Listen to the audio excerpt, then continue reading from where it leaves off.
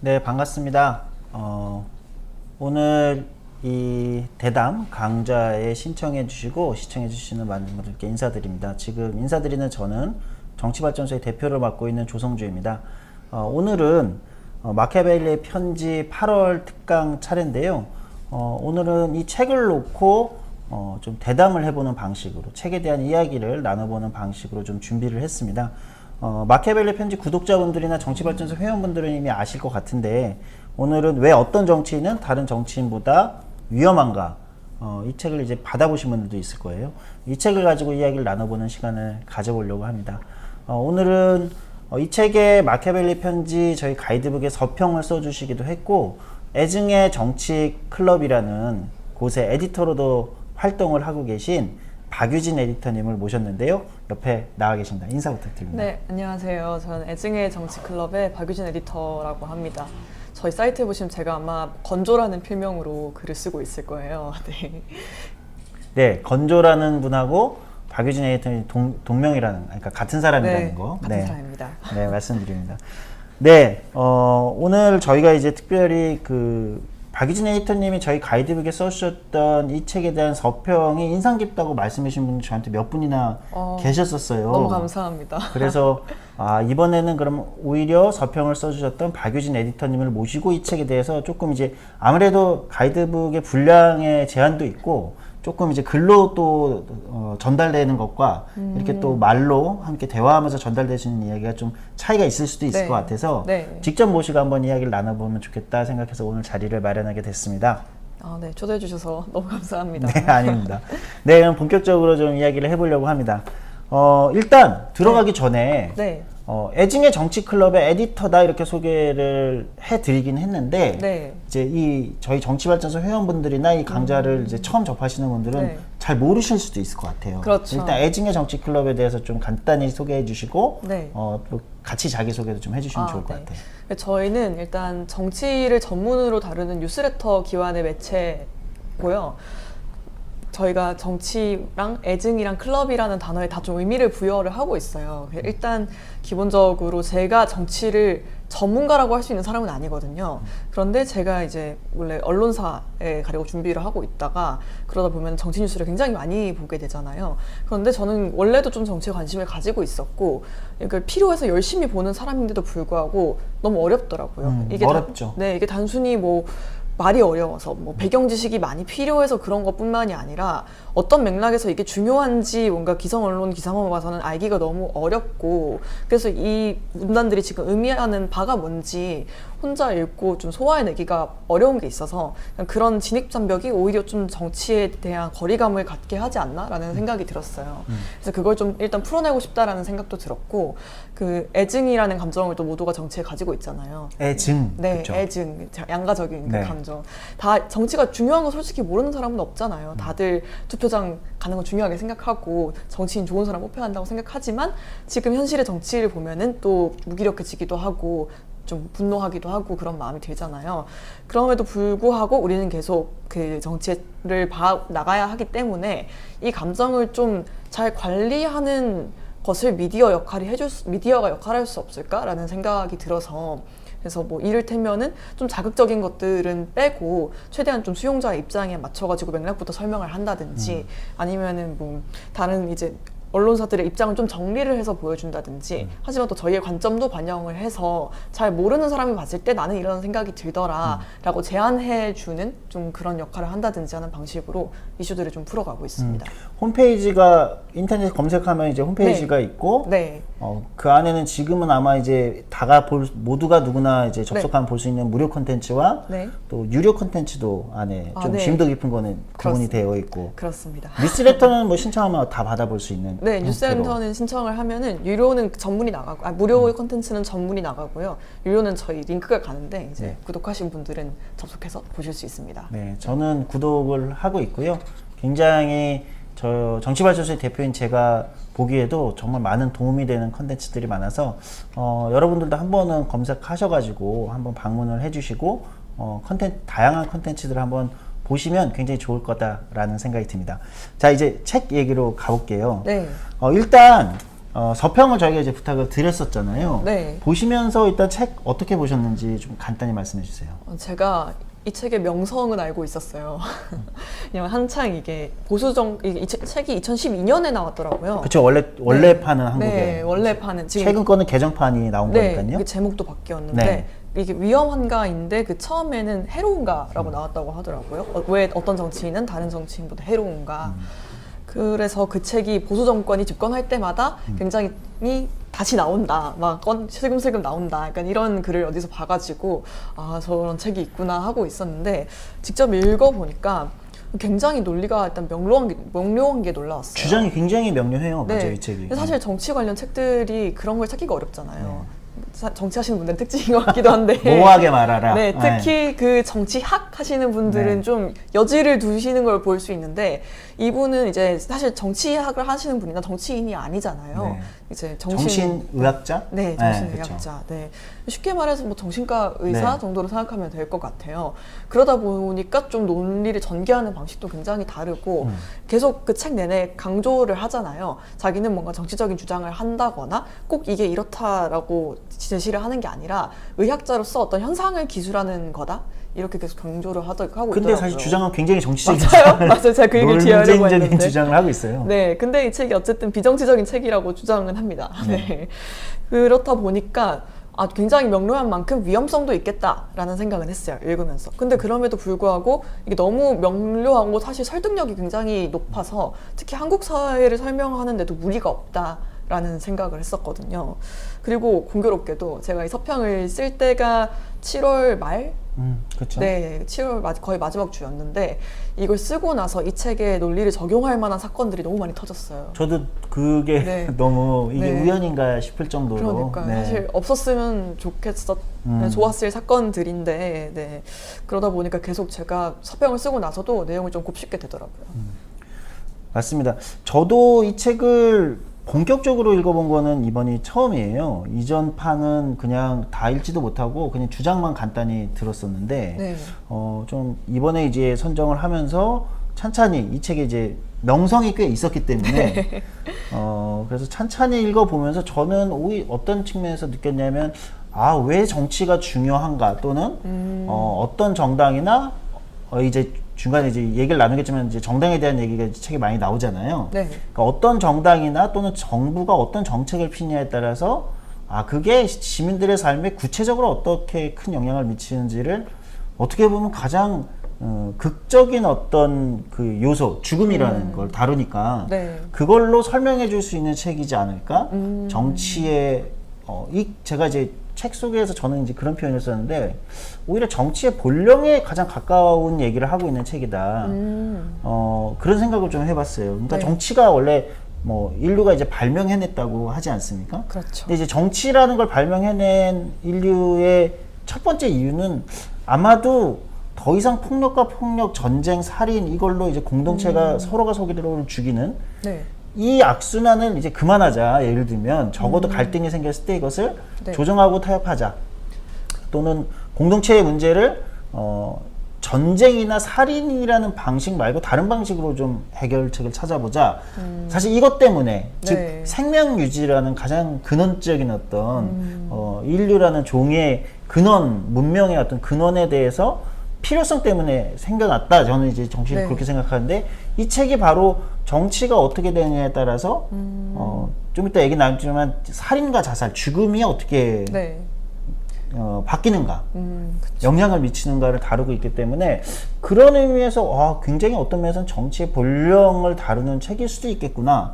정신의학자가 쓴 정치의 본령에 대한 책이다. 이렇게 네. 볼 수도 있겠구나. 이런 생각을 좀 해보기도 했습니다. 그렇네요. 생각해 보니까 또 죽음이라는 게 아까 말씀하신 그런 과거의 사람들이 많이 죽는 것은 옳지 않아라고 생각했을 수도 있지만 많이 죽는 것은 손해야라고 생각해서 정치를 시작했을 수도 있잖아요. 그쵸. 네.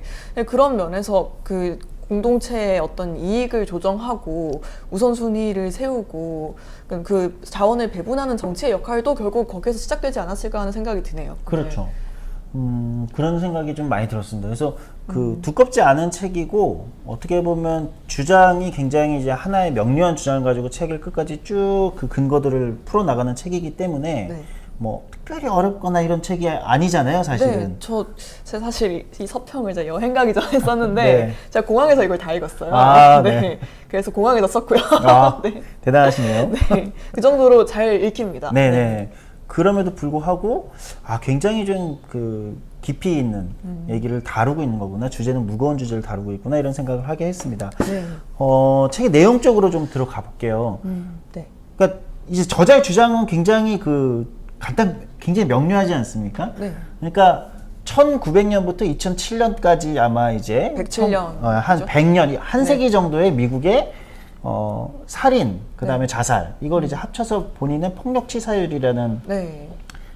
그 개념을 쓰고 있는데 용어를 쓰고 있는데 저자는 그게 이제 민주당 정부 때와 공화당 정부 때 네. 차이가 있다. 그렇죠. 미국에서 너무 그 100년 동안 명료한 그 차이가 보인다라는 네. 게 책의 주장이죠. 그러니까 아주 그냥 뭐 결론을 얘기하자면 공화당 정부 때는 네. 살인과 자살이 네. 늘어나고 그렇죠. 늘어나고 민주당 정부 때는 줄어든다. 줄어든다. 네. 근데 그 관계를 이제 정확히는 이렇게 말했었잖아요. 그 살인과 자살이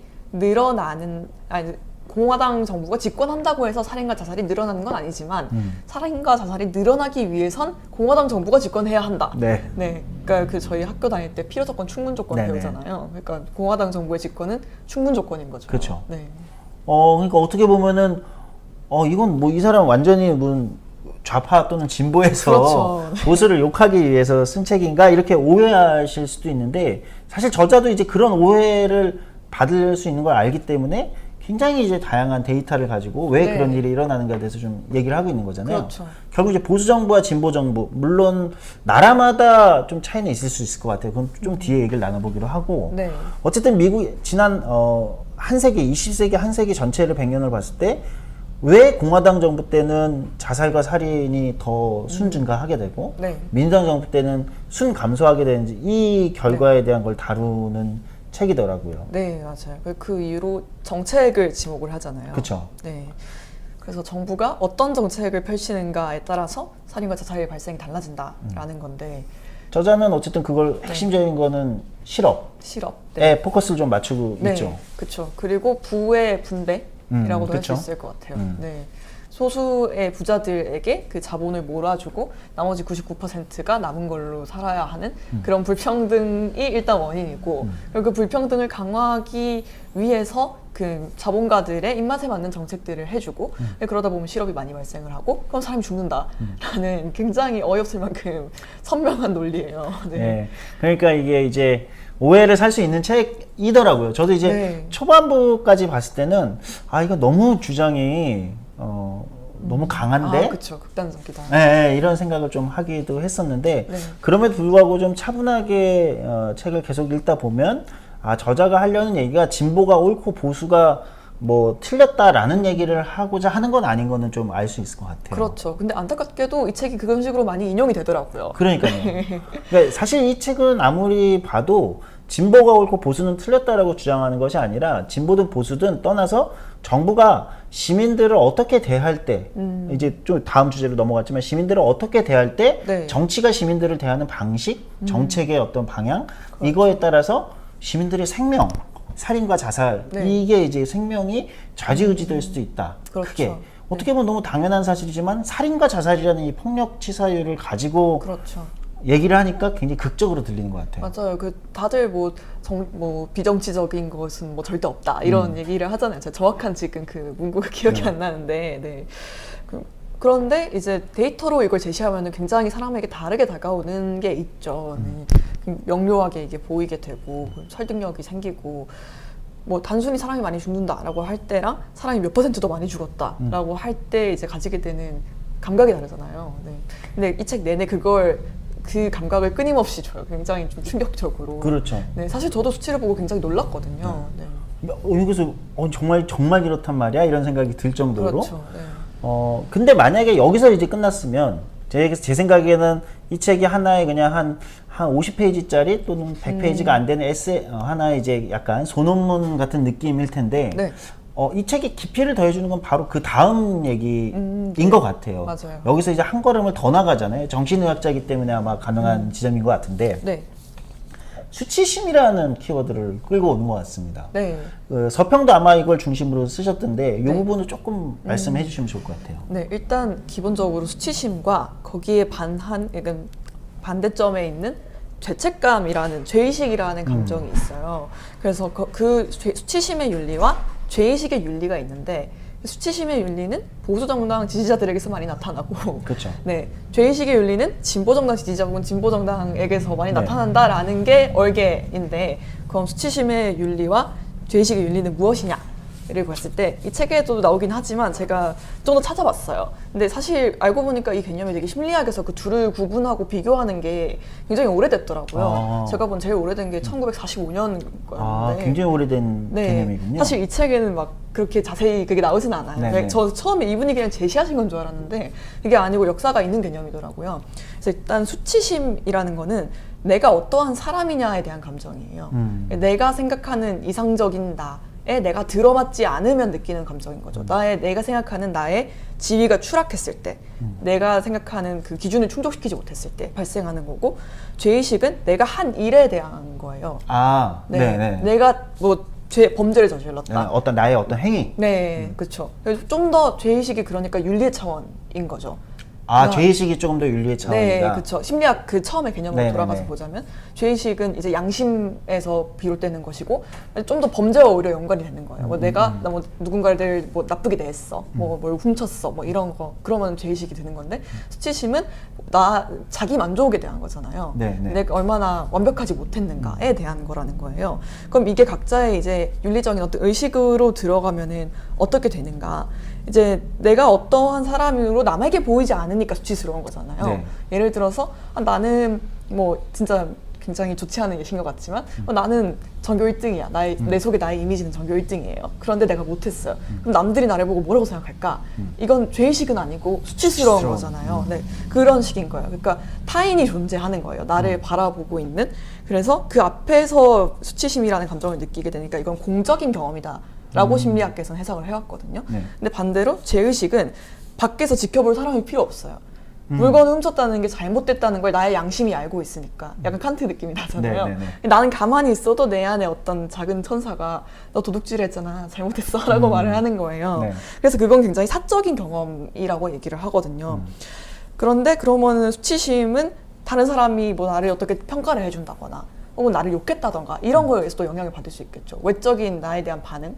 근데 이제 죄의식은 그게 아니라 아까 말씀드렸듯이 나의 양심이란 내적인 규제에 의해서 조절이 되는 거예요. 여기서부터 이제 윤리가 좀 달라지는 거겠죠. 이제 수치심의 윤리라는 거는 내가 나의 생각하는 이미지가 되지 못했을 때, 그런 상황에서 윤리적으로 잘못됐다고 느끼는 거예요. 그러니까 수치심과 윤리라는 감정을 이어서 생각을 두 개를 하면. 연결한다면 네, 그렇죠. 그러니까 남이 나를 약간 내가 원하는 대로 평가를 못 해줬다고 하면은 그게 잘못된 상황인 거예요, 윤리적으로. 네, 근데 죄의식은 내가 잘못을 했을 때가 잘못된 상황인 거죠. 그럼 그걸 내면화를 하게 되면 수치심을 느끼는 사람은 그 상황을 무마하고자 남을 공격할 수가 있다는 거예요. 그렇죠. 네. 왜냐하면 남이 나를 어떻게 평가해서 생긴 감정이잖아요. 그럼 나를 그렇게 평가하는 남을 없애버리면 된다는 거예요. 네. 되게 살인 같은 게 이제 살인 여기서 같은 거죠. 예를 드는 거죠. 네. 여기서 예시를 드는 거는 어떤 그 흑인 남성분의 예시를 드는데 그렇죠. 이제 자기가 실업을 하고 나서 집에 왔더니 이제 자기 아내가 자기를 왜 그렇게 사냐, 당신은 쓸모없다 이렇게 말했더니 홧김에 죽였다 이런 식인 거예요. 그게 수치심의 윤리가 작동한 상황인 거고, 반대로 죄의식의 윤리는 자살로 향한다고 말을 하거든요. 그러니까 내가 양심에 너무 가책을 느껴서 나 스스로를 버틸 수 없는 거예요. 근데 이걸 남에게 전가할 수 없는 감정이잖아요. 그러니까 스스로에게 폭력이 향한다는 거죠. 그러니까 폭력이 외부로 향하는 게 수치심의 윤리고 내부로 향하는 게 죄의식의 윤리고, 그래서 그 살인과 자살이 둘 다 폭력치사라는 개념으로 또 묶이잖아요. 그래서 그 어떤 윤리를 내면화하고 있느냐에 따라서 폭력을 행사하는 방식이 바뀐다는 거죠. 네. 그리고 저자는 그 수치심과 죄의식을 가지게 만드는 시민들이 가지게 만드는 핵심적인 게 정부가 시행하는 어떤 정책, 그렇죠. 즉 뭐 크게는 이제 경제 정책, 물론 이제 그것만 다루진 않고 이제 뭐 감옥 관련된 얘기도 다루고 있지만 어쨌든 가장 큰 키워드는 이 책에서는 어쨌든 실업률이라고 대표되는 경제 정책, 부의 재분배랄까요? 이런 정책들이 결국은 시민 집단에게 수치심과 죄의식을 자극하는데 가장 핵심적인 요소다라고 그렇죠. 어쨌든 보고 있는 것 같아요. 네, 그 지위를 잃게 만든다는 측면에서 그 나의 자아를 손시키는 것이고 일단 그리고 죄의식의 측면에서 보면은 또 그 프로테스탄트 윤리라고 그렇죠. 하잖아요. 그 직업을 가지고 있어야지 도덕적이다라는 것들이 특히 능력주의 사회에서는 굉장히 이제 상식처럼 퍼져 있기 때문에 약간 백수라고 하면 뭔가 부끄럽기도 하지만 죄책감도 들잖아요. 내가 이렇게 놀고 먹고 앉아 있다니. 약간 그런 심리를 주변에서 또 많이 보게 되고 저희가 느끼기도 하잖아요. 실제 제가 그 과거에도 그렇고 네. 실업 상태에 있는 청년들을 만났을 때 네. 그 감정이 제일 많더라고요.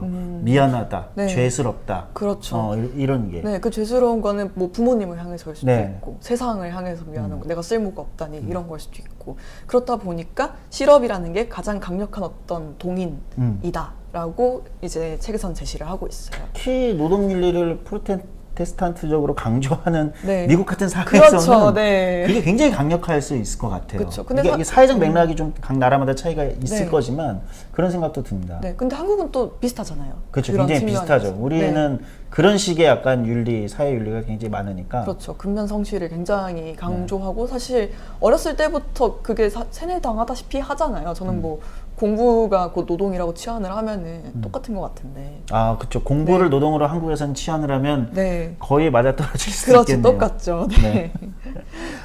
저도 사실은 이 수치심 부분이 아까도 말씀드렸다시피 가장 핵심적으로 이 책에서 지금 이 책이 정치학 책에 가깝구나로 변신하는 약간 맞아요. 부분이 바로 그 지점이었던 것 같아요. 네. 저는 그 부분을 읽으면서 어떤 책이 거꾸로 또 떠올랐냐면 마이클 샌델 교수의 그 최근에 몇 년 전에 한국에 나왔던 공정하다는 착각이라는 책이 떠올랐어요. 네. 그러니까 거기서 이제 일에 대해서 이야기를 하는데 중간에 네. 이제 공정이라는 개념 말고도 일자리 일에 대해서 얘기를 하는데 거기서 일자리 그러니까 실업 상태에 있다는 것은 곧 이 사회에 의미 있는 무엇을 아무것도 못 하고 있다는 것이다. 그러니까 굉장한 모욕감을 주는 거다 그 시민에게. 근데 마이클 샌델은 이제 미국의 진보파들, 네. 리버럴들한테 근데 당신들은 그 모욕감을 잘 이해를 못한다. 자꾸 그거를 뭐 기술을 새로 배워서 대학을 가서 새 기술을 배우고 새로운 일자리로 가셔야 됩니다. 이런 식으로만 접근을 하니까 네. 그 미국의 노동계급이나 하층 노동계급이 겪었던 어떤 모욕감, 네.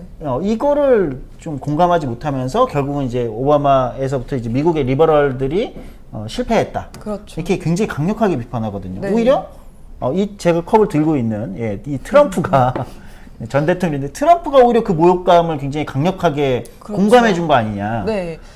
아까 제가 수치심 같은 경우에 수치심의 윤리는 외부로 폭력이 발산된다고 했는데 그게 아까 말씀하신 지점이랑 맞아 떨어지는 게 있어요. 그 모욕감을 이해를 못했다고 하셨잖아요. 근데 당신이 그렇게 모욕했다니 그것을 벗어나기 위해서 뭔가를 하세요라는 말이 쓸모가 없다기보다는 좀 맞지 않는 게 수치스러움을 느끼고 있는 상태 자체가 수치스럽다라고 이 책에서 지적을 하거든요. 그쵸. 네. 이미 나는 그 직업을 잃었고 뭔가 돈을 많이 벌지 못하고 사회적 지위가 없는 상태 자체가 수치스러운데 근데 그걸 또 이겨내라고 부채질을 하는 거예요. 그럼 일단 내가 못났음을 인정해야 하는 거잖아요. 근데 그걸 견딜 수 없다는 거죠. 수치심의 윤리를 내면화한 사람은. 네.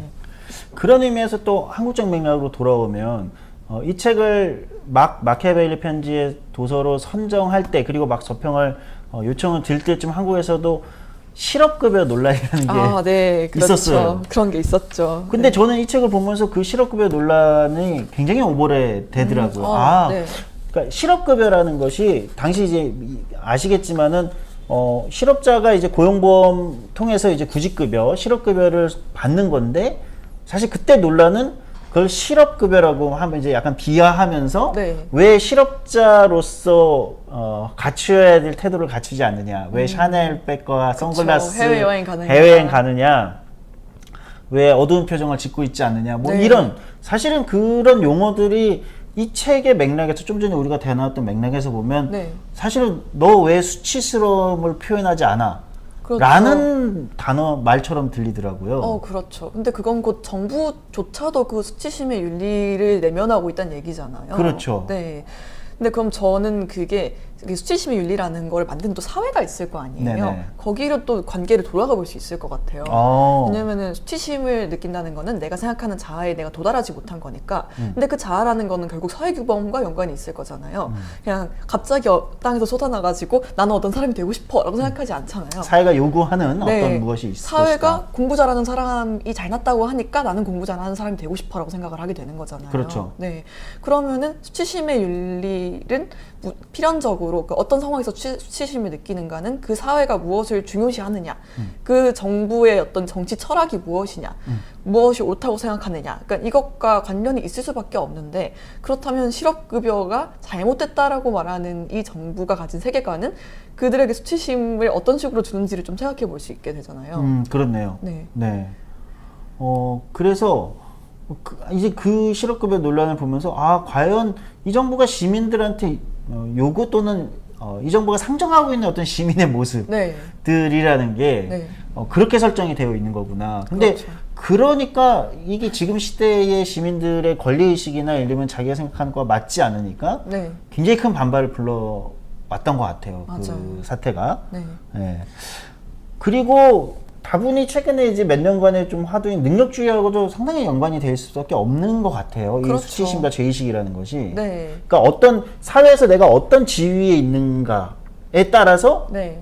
내가 낮은 지위로 갔다 이러면 이제 굉장히 강력한 수치심, 열등한 상태다라고 느끼면서 네. 수치심을 이제 수치심의 윤리가 작동한다는 거 아닙니까? 그렇죠. 그리고 능력주의에서는 능력이 곧 윤리적인 것이잖아요. 그렇죠. 네, 아까 일에 대해서 말씀하신 것처럼 그렇다면은 이제 능력이 있어야지 내가 존경을 받을 수 있고 그 능력이 없는 거는 불명예, 곧 수치가 되는 거고, 그럼 능력이 없다는 게 수치스러우니까 아까 근데 수치스러움 자체를 부정해야 한다고 했잖아요. 여기서 스스로를 그렇죠. 지키기 위해선 그럼 자기가 능력이 없다는 것도 감춰야 되는 거예요. 네. 네.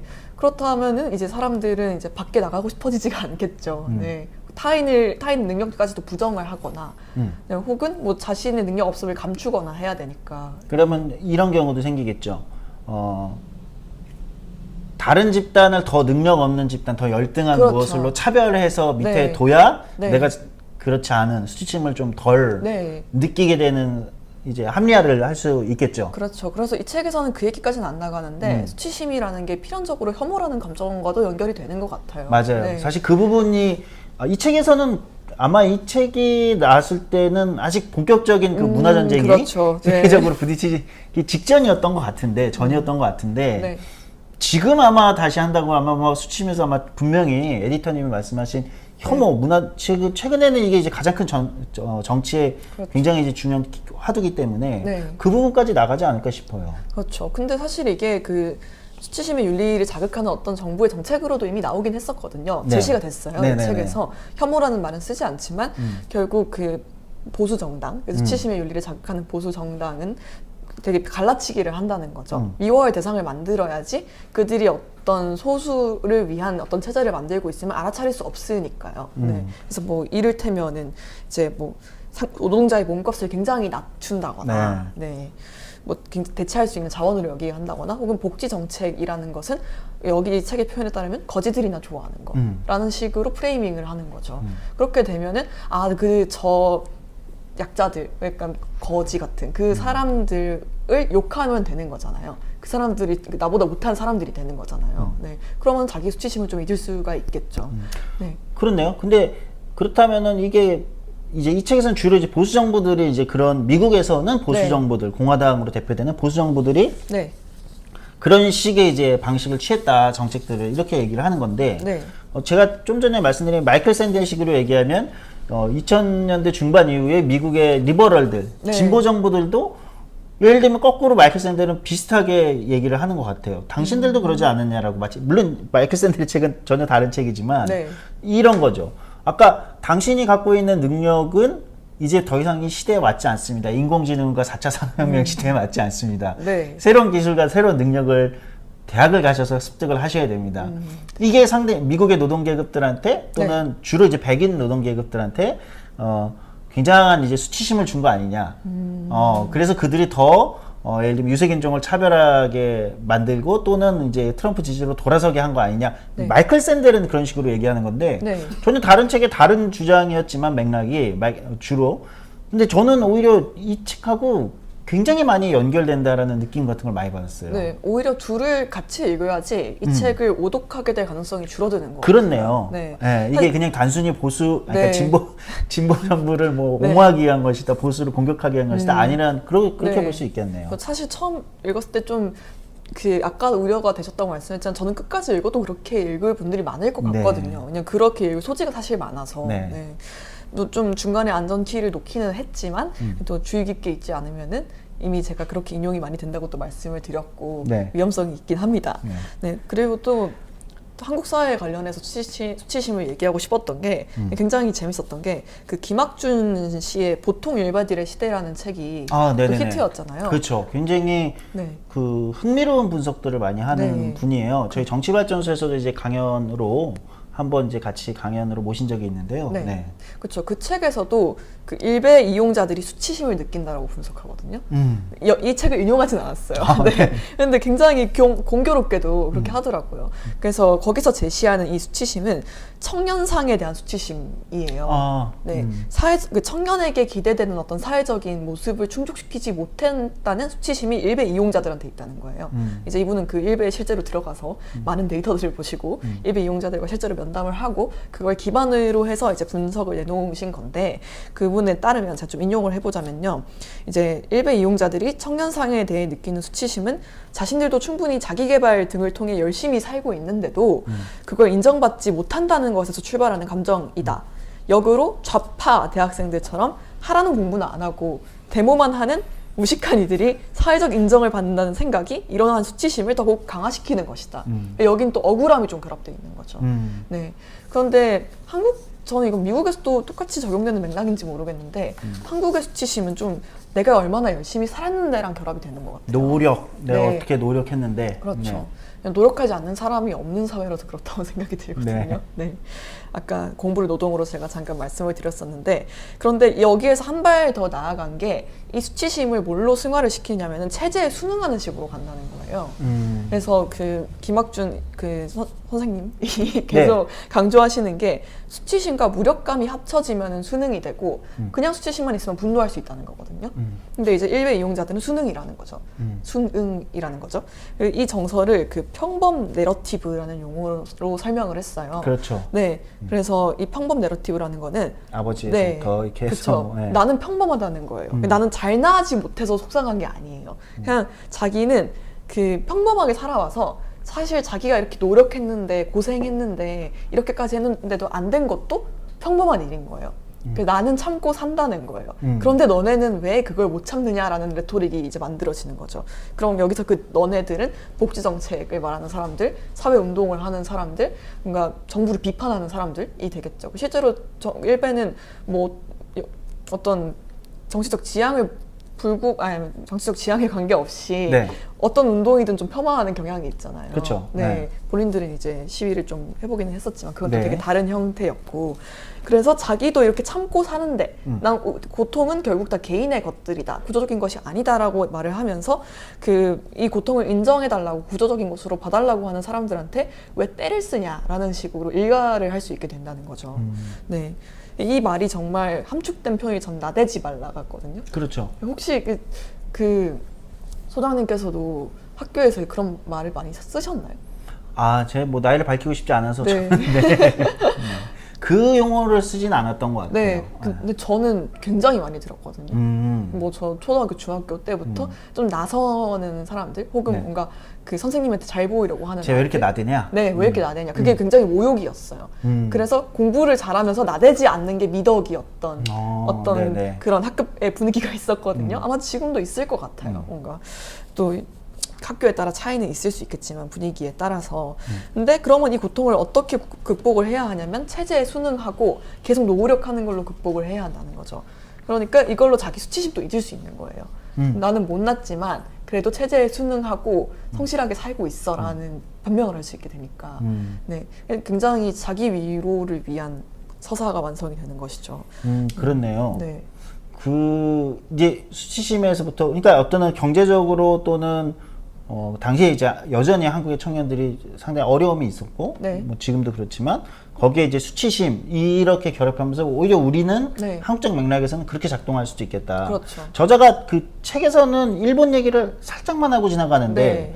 만약에 본격적으로 하게 되면 아마 일본은 예를 들면 비슷한 맥락에서 어떻게 할까 이렇게 또 네. 접근해 볼 수도 있을 것 같아요. 그렇죠. 네. 네, 사실 일본도 자살률이 굉장히 높은 그렇죠. 사회잖아요. 그리고 이 네. 수치심이라고 하면은 수치심의 윤리는 일본은 뭐 아까 이제 저희가 사전에 얘기했지만 할복도 하는 사회이기 때문에 그렇죠. 수치심을 느끼면 네. 그러니까 이게 굉장히 사회마다 맥락이 다르게 작동할 것 같아요. 그렇죠. 그런데 또 역으로 일본은 그 소위 묻지마 범죄가 굉장히 그렇죠. 많이 일어났던 시기가 있었잖아요. 네. 사실 지금도 적지 않다고 하는데. 맞아요.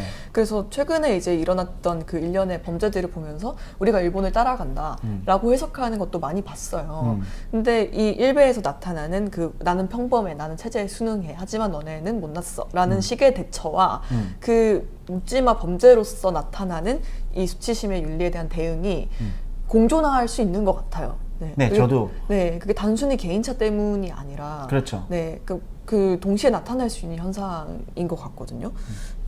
이게 왜냐하면 그 누르다 보면은 영원히 누를 수는 없잖아요. 결국 어디론가 빠져나오기 마련인데, 근데 그 누르다 보면 빠져나오게 되는 경로는 당연히 극단적일 수밖에 없을 것이고, 실제로 이번에 그 신림동에서 일어난 사건에 이제 신상도 공개가 됐죠. 조선 씨가 네네네. 이제 검거되고 나서 했던 진술에 의하면 이제 범행을 하기 전에 그 할머니와 같이 사는 집에 들렀대요. 그런데 이 할머니가 이 조선을 왜 그렇게 사냐라고 꾸짖었다는 거예요. 그래서 그것 때문에 더 화가 나서 나왔대요. 왜냐면 이때 당시에 그 조선이 이제 무직 상태였고, 그리고 몇 년째 계속 일을 하지 못해서 집에만 있다가 그 어떤 게임 유튜버한테 그 악성 댓글을 달아서 고소를 당한 상태였다는 거예요. 그럼 굉장히 수치심을 느낄 만한 요소들이 많죠. 근데 그런 상황에서 이렇게 외부의 자극이 있으니까 바로 그게 뛰쳐나간 거예요. 네. 그런데 또 이 지점에서 저희가 생각을 해봐야 할 게 모든 사람이 그러지 않는다는 거잖아요. 그쵸. 네. 수치심, 저희가 같은 사회에 살고 있는데 다들 어느 정도 수치심의 윤리를 내면하고 있을 거예요. 그리고 저자도 그 죄의식의 윤리와 수치심의 윤리에 우열이 있는 것이 아니고 다 장점이 있는데 극단으로 향하면은 그렇게 스스로 혹은 타인을 파괴하게 된다라고 명시하거든요. 그러면은 한국 사회에서 왜 어떤 사람들은 그것을 살인으로 이렇게 표출하게 되고 누군가는 일베에서 표출하게 되고 누구는 자살로 표출하게 될까? 이 그 각각의 트리거를 생각해 보는 게 되게 중요할 것 같아요. 그래서 사실 좀 다른 얘기 같기는 한데 아닙니다. 네, 최근에 이제 범죄자에게 서사를 주지 말라라는 말이 네. 굉장히 많이 떠돌았잖아요. 많이 돌았죠. 네, 어떻게 생각하세요? 저는 일단 동의하지 않아요. 근데 왜 그렇게 말하는지는 이해해요. 그러니까 사실 이제 특히 가장 마음이 아팠던 거는 유족들이 인터뷰에서 그런 말을 하는 거였거든요. 범죄자에게 서사를 주지 말고 우리 그 피해자를 기억해달라. 그것도 굉장히 맞는 말이라고 생각해요. 그런데 이제 범죄자에게 서사를 준다는 게 그 사람을 뭐 가엽게 여기거나 용서하기 위해서라거나 혹은 뭐 면죄부를 주기 위해서 뭐 이런 것 때문이 아니라 도대체 무엇이 범죄를 일으켰는지 알아보고 예방하기 위해서잖아요. 그쵸. 그 사람을 뭐 굉장히 대단한 악마로 막 숭상하기 위한 것이 아니잖아요. 그런데 그 맥락이 잘못 전달되는 게 있는 것 같아요. 그래서 저는 그거엔 일면 언론의 책임도 있다고 생각하거든요. 자극적인 것들만 모아서 전달을 하고 실제로 그 범죄자에게 서사를 주지 말라라는 말에서 말에 담겨 있는 그 부정적인 측면들이 분명히 있기는 있어요. 하지만 그렇다고 해서 그걸 분석해서는 안 되는가? 그거는 정답이 아닌 것 같거든요. 그러니까 저는 마치 무슨 사이코패스 담론 같은 거. 그러니까 어떤 범죄자들은 굉장히 유전적으로 뭔가 뭐 선천적으로 네. 무엇에서부터 타고난다. 물론 그런 범죄자들이 있을 수 있고 그런 범죄가 좀 있다라고도 생각을 하지만 네. 한 사회에 벌어지는 모든 어떤 범죄나 어떤 사건들이 네.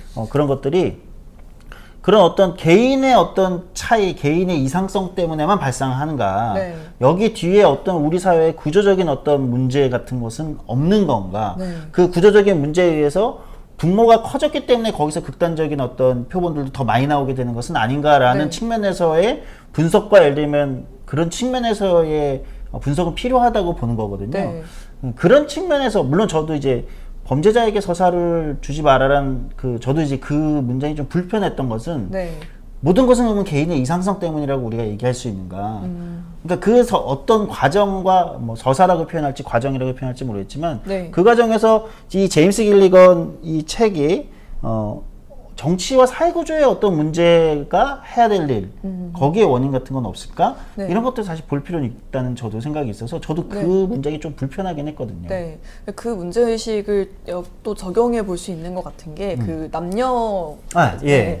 그 젠더에 따른 자살과 살인율 문제인 것 그렇죠. 같거든요. 저도 안 그래도 한번 여쭤보고 싶었어요. 네, 그 제가 좀 통계를 찾아봤는데 이제 많이들 아시겠지만 그 강력범죄 가해자는 거의 90% 이상이 남성이에요. 그렇죠. 그리고 자살률도 남성이 여성보다 높아요. 네, 맞아요. 그건 전 세계적으로 그렇거든요. 그렇죠. 우리나라 같은 경우에도 남성이 여성보다 자살률이 2배가 높아요.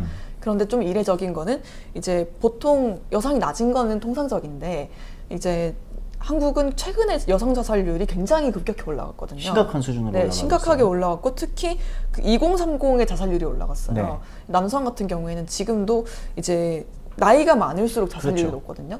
연령과 그 자살률이 비례해요. 근데 여성은 그게 없어요. 그 연령에 따른 상관관계가 거의 없고 오히려 현재는 20, 30대의 자살률이 40대에서 60대까지보다 높거든요.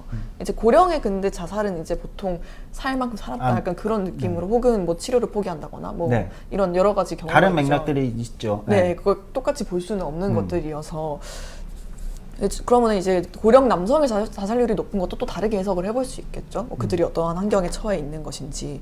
그런데 또 이 자살 시도는 여성이 더 높아요. 1.8배가 높아요. 아, 네. 네, 근데 이게 여성이 좀 더 극단적이지 않은 방법을 선택하기 때문에 미수에 그치는 경우가 많아서인 것도 있는데 실제로 그 숫자도 많은 거잖아요. 네. 근데 그렇다면은 우리는 범죄자 남성이 많은 것을 남성이 그냥 수치심의 윤리를 내면하기 때문이야 이렇게 하고 끝낼 것이 아니잖아요. 네네. 근데 여성이 그 더 자살을 많이 하게 되는 것은 더 많이 하는 게 아니라 갈수록 자살을 많이 하게 되는 것은 죄의식의 윤리를 내면화해서야 여기서 그치면 안 된다는 거죠. 그렇죠. 그럼 왜 그들은 다른 윤리를 내면화하게 했는가? 그 어떤 성별에 따른 구성되는 사회가 대체 그들에게 어떠한 규범을 주입했고 무엇을 허용하고 무엇을 억압했기에 이런 결과가 나타났는지를 봐야 하는 거잖아요. 근데 사실 이걸 보는 게 전 정치의 역할이라는 생각이 들거든요. 근데 아직까지는 그런 분석을 별로 볼 수가 없어서. 네, 거의 없죠. 뭐 사실 대표적인 담론 여기 이제 저자도 책에서 중간에 잠깐 이제 다루긴 하지만 지금 이제 이런 일들이 일어날 때 대표적인 담론은 그런 거 아닙니까? 그러니까 강력하게 대응해야 된다. 예를 들면 네. 뭐 사형을 집행해야 된다. 네. 흉악범죄에 대한 이제 더 강력한 대응을 해야 된다. 이 저자는 이 책에서는 주로 이제 그게 이제 범죄와의 전쟁 같은 담론과 맥락으로 했지만 그게 왜 작동하지 않는가. 네. 사실 그런 부분 굉장히 이제 디테일하게 책에서 쓰고 있거든요. 그렇죠. 그러니까 아마 한국 사회에서도 이 부분을 지금 말씀하신 그런 부분들을 그렇게 구조적으로 보지 않는다면 네. 아마 나오는 대안들이 전혀 작동하지 효과가 없을 가능성이 저는 상당히 높다라고 그렇죠. 생각해요. 네. 네. 사실 저도 이 책에서 좀 제일 아쉬운 게 그거였어요. 보수정당 지지자들이 수치심의 윤리를 내면화한다라고 그리고 진보정당은 반대다라고 써놓고 그럼 왜 보수정당 사람들이 그렇게 됐는데를 얘기하지 않는 거예요. 네. 근데 그게 사실 아까 위험하다고 한 그 사람들을 악마화하기 쉬운 논리로 빠지는 것 같거든요. 그러니까 아마 그 부분은 굉장히 그 한 사회의 정치 철학, 그러니까 정당이 가지고 있는 철학, 시민 집단과 공유하는 어떤 기억, 역사 그런 것들에 대한 것들이 아마 굉장히 그 통시적으로 크게 분석이 필요한 영역이어서 네. 정신의학자인 저자가 다루기에는 그렇죠. 그 영역은 아니었나 이런 네. 생각은 아니었다라는 생각은 들지만 저도 비슷하게 그 부분이 좀 빠져 있으니까 이 책이 생각보다 그렇게 오독되고 뭐랄까 오남용 이런 네. 표현이 맞을지 모르겠지만 오용될 그 확실히 소지들이 있었다. 그래서 네. 저 역시 어떻게 이 책을 권하면서 그런 식으로 오용되지 않게 이 책이 권할 수 있을까? 네. 그 생각을 참 많이 하긴 했었어요. 네. 저자의 주장에서 아마 지금 이런 부분들이 조금 비판적으로 이 책에 대해서 좀 볼 수 있는 지점들, 네. 그러니까 조금 더 들어갈 수 있지 않았을까? 뭐 아니면 이제 다른 책과 좀 크로스하면서 좀 그래서 볼 네. 필요도 있지 않을까? 뭐 이런 생각을 하기도 했어요. 네. 그러니까 그런 얘기를 하지 않습니까? 그러니까 저는 만약에 정치학자들이나 정치인들이라면 정당은 그럼 어떤 역할을 하는 걸까? 그러니까 한국 정치 그냥 확 돌아와 보면 최근에 한국 정치에서 정당들이나 정치인들이 사용하는 상대 정당을 비판하거나 상대 정당 지지자들을 향해 쏟아내거나 또는 자기 정당의 지지자들을 결집시키기 위해서 사용하는 언어나 또는 프레임이라는 단어는 저는 좋아하지 않기 때문에 어쨌든 이제 그런 방식들이 이 책으로 오게 되면은 굉장히 강력하게 늘 상대를 자극하고 수치스럽게 만들고 네. 시민 집단들을 마치 부끄럽게 만들고 그러니까 가장 나쁜 방식을 취하고 있는 건 아닐까? 이런 네. 생각을 좀 들기도 했어요. 그쵸. 이번 주에 그런 발언들이 굉장히 많이 나왔던 것 같은데. 네. 1 더하기 1은 100이라던가. 네. 그런 발언들이 많이 나왔는데. 네. 그리고 그들과 싸우려고 하잖아요. 네. 네. 그래서 그게 정말 정치가 가장 하면 안 될 일이라는 생각이 드는데. 맞아요. 네. 사실 뭐 적을 상정하고 그걸 파괴하는 게 정치가 될 수는 있겠죠. 근데 이 시대에 필요한 정치인가? 라고 생각하면 그건 아닌 것 같거든요. 제가 뭔가 읽으면서 들었던 질문은 그거예요. 수치심의 윤리를 체득한 사람은 악한가? 네. 그 사람은 나쁜 사람인가? 혹은 그 사람이 바보 같아서 헤게모니를 너무나 쉽게 세뇌당해버리는 바람에 그냥 그렇게 따라갈 뿐이라고 생각하면 되는 건가, 우리가? 그런 질문이 좀 들었거든요. 왜냐면 그게 또 악순환으로 이어질 수 있는 게 사회적 지위 박탈이라는 게 실험만으로 이루어지는 건 아니잖아요. 그렇죠. 아까 말씀하신 것처럼. 그러니까 젠더적인 네. 아까 보면은 사실 가부장제가 강력한 사회에서는 네. 어떤 이제 특정 젠더들이 그렇게 박탈되어 있는 거거든요. 지위가. 네. 미국은 아마 그게 인종적인 문제도 네. 있을 거고. 그렇죠. 네. 네. 그리고 아까 말씀하신 것처럼 최근에 어떤 거친 용어들, 네, 공산 전체주의라든가, 네, 그런 식으로 호명하고 그걸 배제하려고 하는 어떤 특정 집단을 배제하려고 하는 권력의 움직임도 사회적 지위를 박탈할 수 있는 거고, 혹은 우리가 일상에서 누군가를 조롱하는 것, 뭐 그런 것도 사실 충분히 수치심을 더 심어줄 수 있는 게 아닌가 싶거든요. 사실 저는 이찍남이라는 말을 별로 좋아하지 않아요. 저도 그런 네. 단어는 네. 사실 쓰면 안 되는 단어들인 것 같아요. 네. 상호간에. 근데 요새 갈수록 그런 단어가 많아지고 있잖아요. 그냥 그 사람을 그냥 뭉뚱그려서 저 사람을 이제 배제해야 돼. 약간 이렇게 말해버리는 게 정치가 사실 하면 안 되는 일인 것 같아요. 물론 그렇게 말해지는 사람들이 실제로 뭔가 우리가 보기에 비판할 만한 일들을 했을 수도 있겠죠. 그런데 그 사람들을 뭐 조롱하고 모욕하고 손가락질했을 때 그 사람들이 과연 내가 잘못했구나. 아까 말씀하신 민주당이 실업자들을 대했던 것처럼 내가 재취업을 해야겠구나. 새 기술을 배워서 그렇게 생각을 하지 않을 공산이 더 크다는 거죠. 그게 오히려 그렇게 할 거라고 믿는 게 더 비현실적인 것 같거든요. 근데 그렇다면 반대로 그들을 버리고 우리가 갈 수 있는가? 그것도 질문해 봐야 할 지점인데 안 되잖아요. 지금 뭐 전체 인구의 40몇 %였죠? 뭐 그런데 네. 불가능한 일인데 그럼 정치의 목적은 다 같이 망하는 게 아니잖아요. 아까 맨 처음에 말씀해 주신 것처럼 죽지 않으려고 정치를 시작한 건데 사람들이 많이 죽지 않게 하려고 다 같이 살아서 뭘 좀 해보자고 시작한 건데 어차피 다 같이 망하니까 그러니까 나는 너를 계속 욕할 거야 라고 하는 게 정치의 본령에서 벗어난 정치가 되는 거죠. 그렇게 보면은 네. 그런데 지금의 정치는 과연 어떠한가라는 생각이 좀 들었습니다. 네. 그런 측면에서 어떤 생각이 들었냐면 굉장히 이제 이 책의 맥락을 이제 이어가면 정치가 그러니까 어떤 정책을 집행하고 또는 정치나 정당이나 정치가들이 말을 하고 네. 어떻게 할 때 특정 시민 집단을 그러니까 특정 시민 집단을 굉장히 수치심을 느끼게 또는 어떤 죄의식을 자극하게 네. 이런 방식으로 하는 것이 그러니까 단순히 당신이 왜 그렇게 뭐랄까요?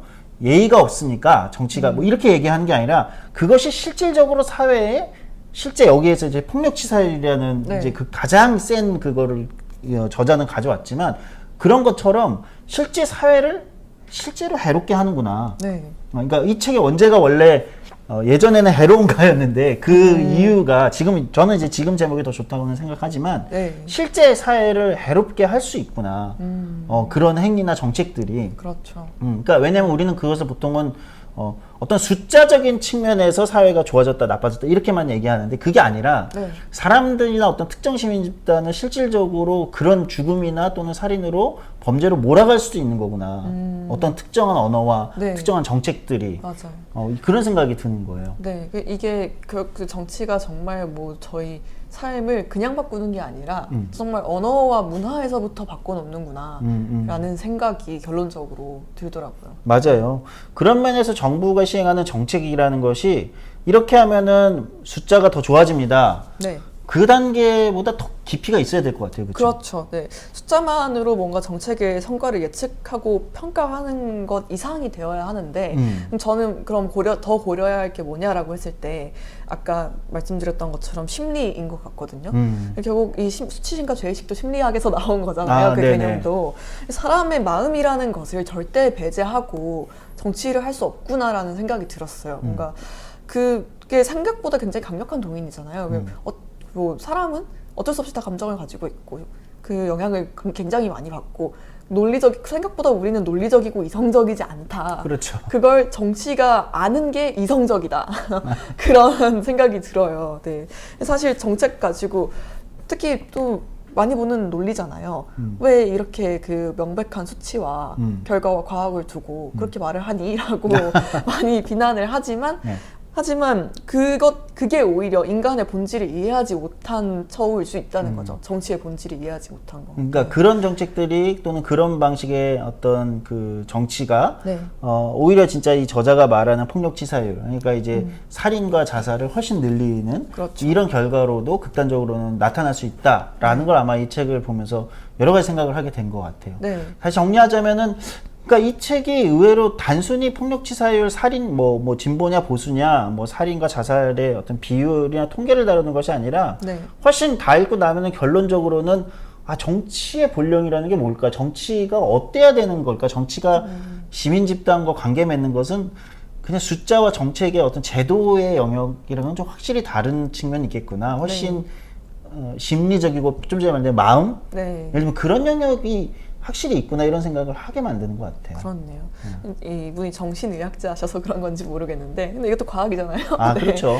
과학에서 출발해서 마음으로 돌아오게 되는 네. 그런 내용이었습니다. 네. 네.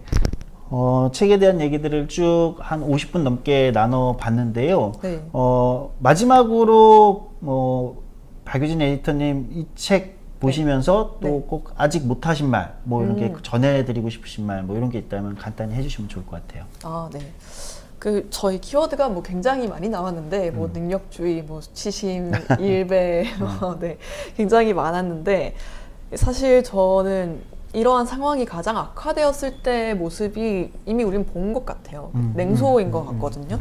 이제 아까 수치심과 혐오가 연결된다라는 얘기를 드렸었는데, 근데 그러한 상황에서 우리가 그들이 윤리적이지 않다, 도덕적이지 못하다, 논리적으로 틀렸다, 혹은 너희들은 정말 잘못된 사람들이다 라고 더 수치심을 자극하는 방식으로 했을 때 이미 수치심을 피하기 위해서 그 다른 방패막을 내세운 사람들은 끝없이 방패막을 내세울 수 있잖아요. 근데 그럼 그 끝에 닿게 되는 게 이제 유머인 것 같거든요. 네.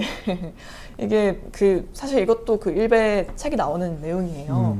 이제 사실 그 밈이라고 하죠. 요새 저희가 드립이라고도 하고. 네네. 뭔가 아무리 굉장히 정치적으로 잘못된 발언이라거나 혹은 굉장히 누군가를 공격하는 발언을 해도 난 재미로 했는데 라고 말하면은 수치스러움을 느낄 필요조차 없어지는 거잖아요. 근데 거기에는 이제 더 이상 누구도 개입할 수 있는 여지가 없는 거예요. 네, 그게 가장 최악의 상황인 것 같거든요. 그러면은 그 밖에서 어떤 지적을 해도 혹은 회유를 해도 먹히지 않을 거란 말이에요. 너 왜 이렇게 진지충이야? 뭐 이렇게 그렇죠. 돼버리는 거죠. 네네네.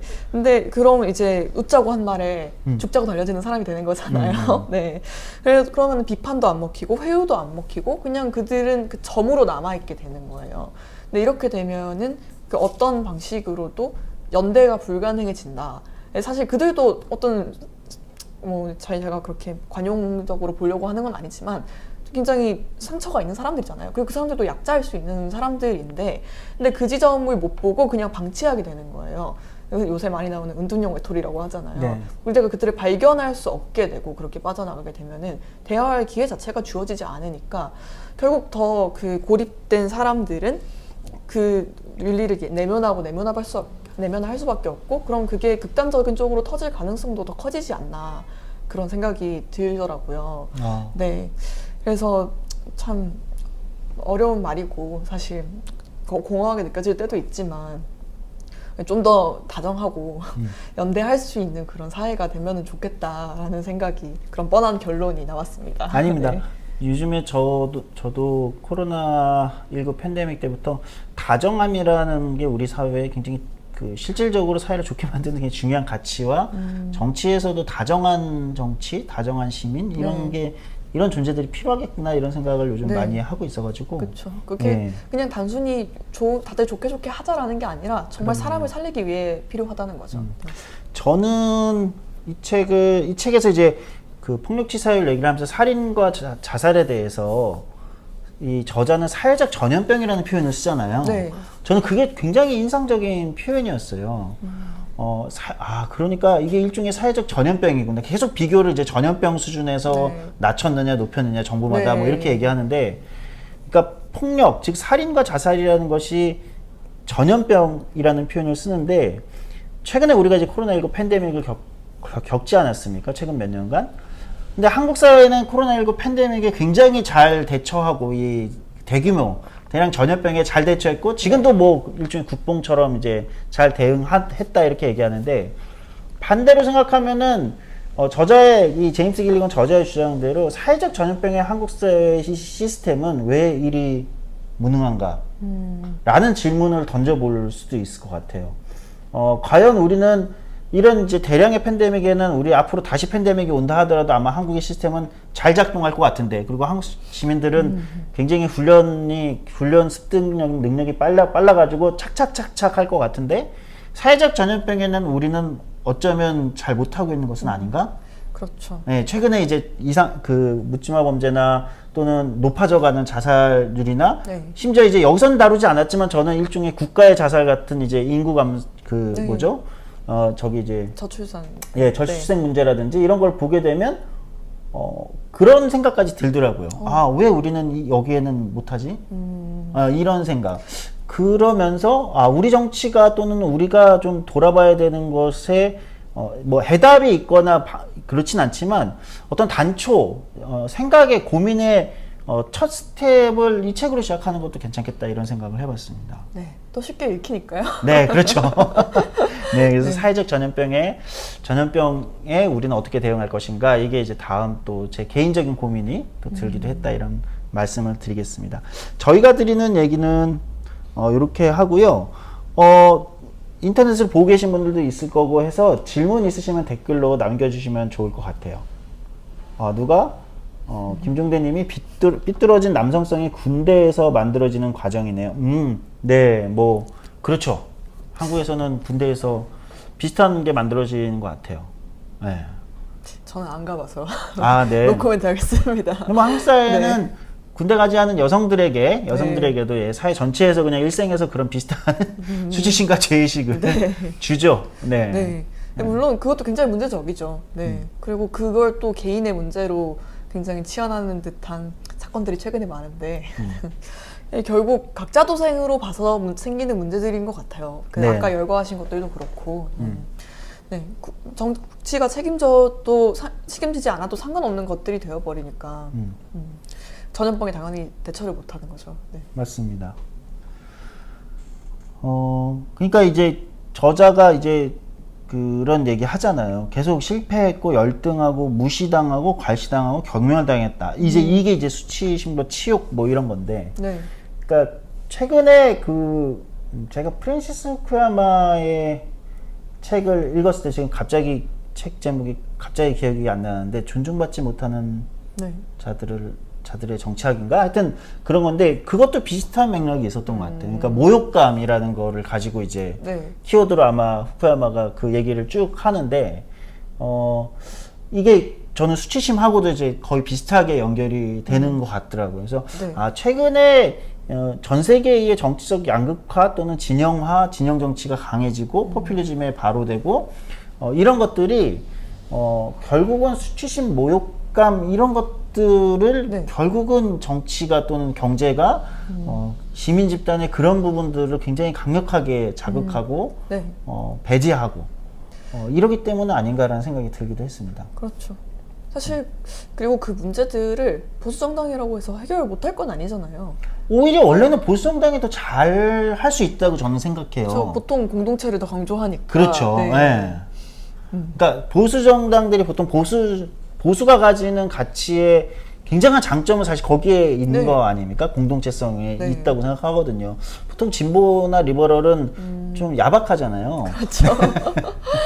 알아서 살라고 하죠. 네, 네. 그리고 또 아까 이제 제가 뭐 마이크 샌들 얘기했지만 새로운 것을 하셔야 됩니다. 뭐 새롭게 해야 됩니다. 뭐 네. 이렇게 하잖아요. 네. 그러니까 저는 오히려 보수의 가치가 때로는 그런 걸 더 잘 할 수 있다라고 생각하는데 네. 최근에는 이거는 그래서 진보 보수의 문제는 아닐 수도 있겠다 이런 생각이 들어요. 네. 그냥 정치 자체가 같이 나빠진 거 아닐까? 완전히 실종된 거 아닐까? 그렇죠. 네. 그냥 상대를 이기기 위해서 이제 그런 거는 없다. 이렇게 좀 완전 이탈한 건 아닐까? 이런 생각을 해보기도 했습니다. 그렇네요. 네, 저희가 지금 1시간째 이야기를 이렇게 나눴고요. 아마 오늘은 질문 아직 올려주신 분이 없으신 것 같아요. 그래서 나중에라도 질문이 생기시면 저희 정치발전소로 이메일이나 뭐 이런 거 보내주시면 따로 이제 옆에 에디터님한테도 전달해드리고 그렇게 하도록 하겠습니다. 네, 그럼 오늘 왜 어떤 정치인은 다른 정치인보다 위험한가? 제임스 길리건의 책을 가지고 애증의 정치클럽의 박유진 에디터님하고 이야기를 나눴는데요. 1시간 동안 즐겁게 들으셨는지 잘 모르겠습니다. 어쨌든 마키아벨리의 편지 특강은 매달 다양한 방식으로 전달해 드릴 예정이고요. 오늘 1시간 동안 너무나 재밌고 또는 깊이 고민해 볼 만한 문제의식을 던져주신 박유진 에디터님께도 감사드린다는 말씀 전하면서 마치도록 하겠습니다. 감사합니다. 감사합니다.